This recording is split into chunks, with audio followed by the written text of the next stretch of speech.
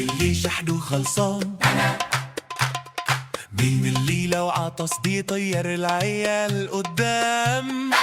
مين اللي مخه باصي بيطلع دخان؟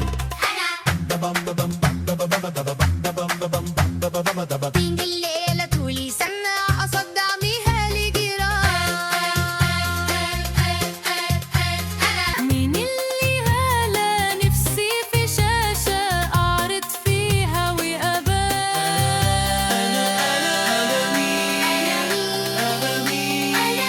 أنا سلكة المتين.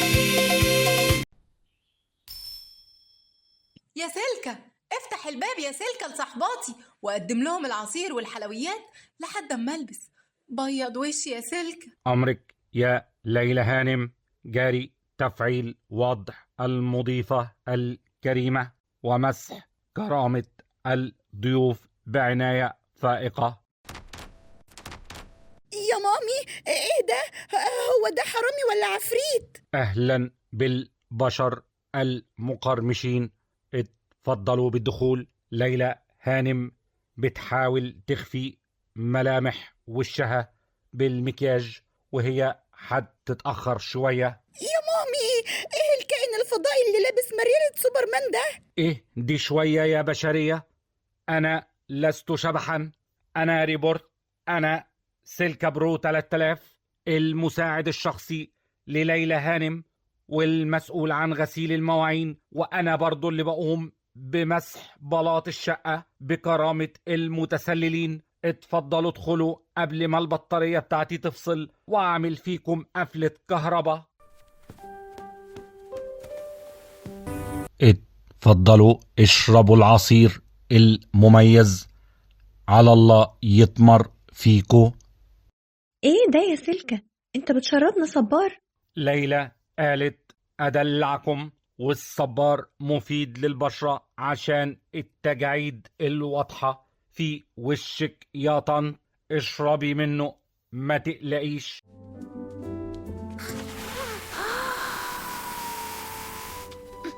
ايه ده يا ليلى؟ ده بيشفط الهواء من حوالينا. أنا بسحب الطاقة السلبية يا طنط عشان ريحة النميمة فاحت في المكان. تشربوا بنزين ولا ديزل؟ هل ليكي تجارب سابقة في الهروب من المواعين؟ وهل أنت متزوجة حاليا؟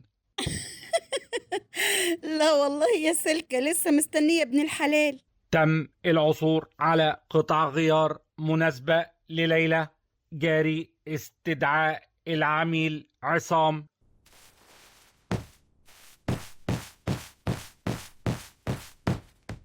اصحى يا غفلان. والله يا ليلى أقوم أغسل السجادة، بس اديني 5 دقايق أنام. ليلى خلاص ما بقتش تنفع. أنا جبت لك نسخة متطورة اسمها ناني، ملامحها هادية، مفيش أي نق كتير، بتقول حاضر من أول مرة. يا عصام لو وافقت هخلي ناني تمضي على عقد صيانة مدى الحياة، والشبكة ما تشيلش همها، هتكون عليا أنا، مكونة من سلك المواعين. في ايه يا سلكة؟ ايه اللي بيحصل بالظبط؟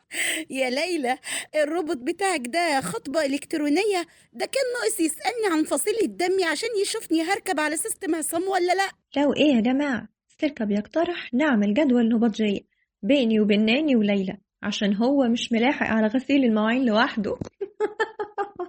انطق يا حديدة يا مصدية، انت ليه عايز تجوز جوزي؟ لا ليلى هانم، الحسابات بتقول ان تلات ستات في البيت هيعملوا خناقات اكتر، وانا هقعد اتفرج واكل فشار بالكهرباء.